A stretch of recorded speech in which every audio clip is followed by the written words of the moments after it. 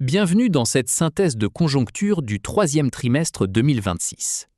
Nous analysons aujourd'hui une économie à plusieurs vitesses, oscillant entre l'euphorie virtuelle globale et de profonds goulots d'étranglement locaux. D'un côté, la sphère financière affiche une insolente santé, illustrée par le record historique du CAC 40 à 8714 points et des investissements massifs dans l'intelligence artificielle, de 900 milliards de dollars. De l'autre, l'économie réelle montre des signes de fragilité majeure. Un chômage français qui remonte à 8,3%, un déficit de l'emploi mondial touchant 408 millions d'individus et des tensions de recrutement critiques atteignant 86% en Corse.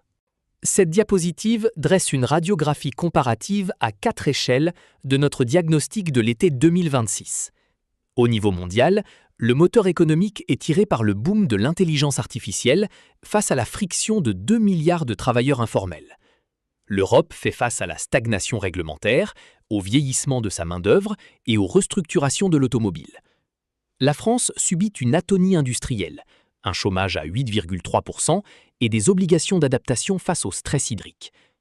Enfin, la Corse se caractérise par son économie résidentielle et touristique, confrontée à la pénurie de logements saisonniers, à une pauvreté monétaire de 18% et à des canicules extrêmes, illustrant parfaitement cette fragmentation. Analysons le paradoxe insulaire corse.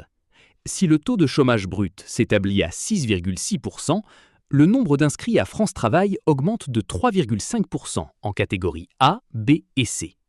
Pourtant, hors biais administratif lié à la loi pour le plein emploi, la catégorie A recule de 0,9%, prouvant la résilience de l'économie. L'enquête sur les besoins en main-d'œuvre révèle 24 450 projets de recrutement. Les tensions sont aiguës. 86% d'embauches difficiles en hôtellerie, 85% en restauration et 83% en cuisine.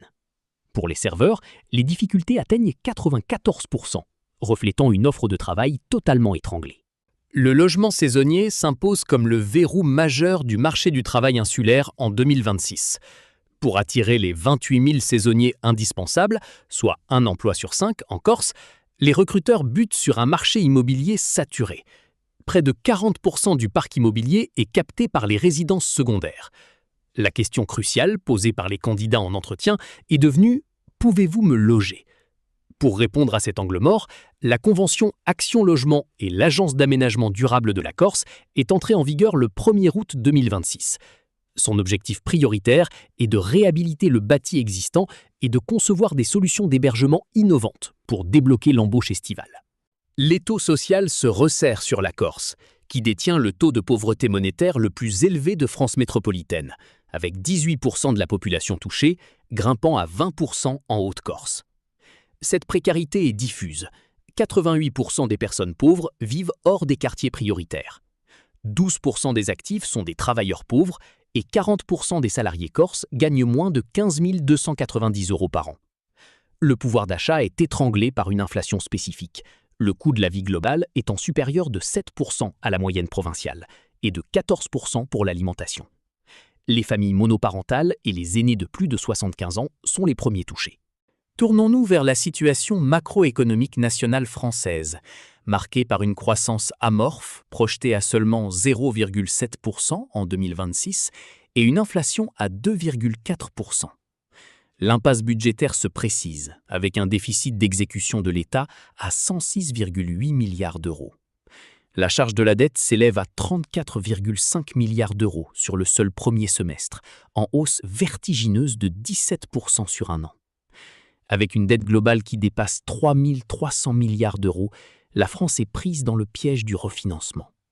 Les anciennes obligations à taux faible sont remplacées par de nouvelles émissions d'OAT à 10 ans s'élevant à 3,91%.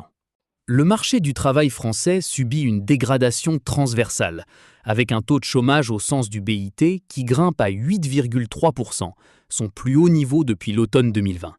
Cette hausse touche toutes les tranches d'âge, 21,6% chez les jeunes et 5,5% chez les seniors. La loi pour le plein emploi explique la moitié de cette hausse par l'inscription systématique de nouveaux publics, masquant une baisse réelle de 0,2%. En parallèle, l'atonie industrielle frappe la production manufacturière, en recul de 1,1%, et le secteur de la construction à moins 2,9%. Seul le secteur de l'énergie bondit de 4,2%.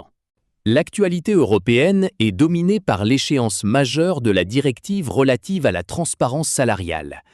Avec un écart de rémunération femmes-hommes persistant entre 11,1 et 12% au sein de l'Union européenne, entraînant un écart de pension de retraite de 26%, la fin de l'opacité est décrétée. La date butoir de transposition de ce texte était fixée au 7 juin 2026. Malgré les retards législatifs constatés en France, la directive impose des obligations strictes. Obligation d'afficher la fourchette de salaire sur les offres d'emploi, interdiction de demander l'historique salarial et rapport régulier obligatoire pour les structures de plus de 100 salariés, sous peine de lourdes sanctions financières. Cette diapositive illustre la déconnexion mondiale spectaculaire entre l'euphorie virtuelle et la réalité physique du marché de l'emploi. D'un côté, le boom financier et technologique se traduit par des records historiques pour le Nasdaq et le CAC 40, portés par 900 milliards de dollars d'investissement dans l'intelligence artificielle. De l'autre côté, le fossé social s'élargit. La brèche mondiale de l'emploi exclut 408 millions d'individus, tandis que 2 milliards de personnes travaillent dans l'économie informelle, selon l'OIT. De plus, 300 millions de travailleurs pauvres subsistent avec moins de 3 dollars par jour, et l'Afrique subsaharienne accuse une perte de 30% de son potentiel de développement. La boucle climatique de cet été 2026 met en évidence le coût économique majeur du stress thermique pour nos territoires. Après un mois de juin le plus chaud de l'histoire, affichant une hausse de 3,8 degrés par rapport aux normales saisonnières, l'adaptation du travail est devenue une obligation légale. Les employeurs doivent impérativement intégrer ce risque canicule dans leur document unique d'évaluation des risques. Les mesures de prévention obligatoires incluent le décalage des horaires de travail, l'aménagement des chantiers et des cuisines et des pauses supplémentaires. Ces contraintes provoquent une baisse inévitable de la productivité dans les métiers exposés du BTP et de la restauration, poussant à envisager le chômage partiel canicule. Le crossover systémique de 2026 démontre de quelle manière les politiques européennes, nationales et climatiques s'entrechoquent au niveau de la TPE corse. Caractérisée par une hyper-fragmentation, avec 90% d'entreprises de moins de 10 salariés, la structure insulaire subit la revalorisation automatique du SMIC de plus 2,41%. Cette hausse indispensable des coûts directs percute les contraintes de transparence de la directive européenne et la baisse de productivité induite par le stress thermique estival. Face à 86% d'embauches jugées difficiles, le modèle traditionnel fondé sur les bas salaires et l'opacité est mort, imposant une revalorisation globale des saisonniers. Pour conclure, 3 points de vigilance stratégique majeurs s'imposent pour les mois à venir. Le premier concerne la paralysie budgétaire en France, causée par la remontée du rendement de l'OAT à 10 ans à 3,91%, menaçant gravement les investissements publics de transition écologique. Le deuxième réside dans l'épreuve de vérité pour le logement saisonnier corse. Sans réhabilitation rapide, il sera physiquement impossible d'héberger les 28 000 saisonniers requis. Enfin, la menace d'une bulle de l'intelligence artificielle plane sur la finance globale, avec un ratio cours sur bénéfice du Nasdaq atteignant 36, soutenu par des dépenses colossales dont la rentabilité réelle à moyen terme reste encore à démontrer. Cette dernière diapositive présente l'expertise de pointe et la vision globale d'accompagnement stratégique proposée par JPR Conseil pour structurer durablement votre croissance. Notre cabinet intervient sur 3 piliers stratégiques complémentaires et interconnectés.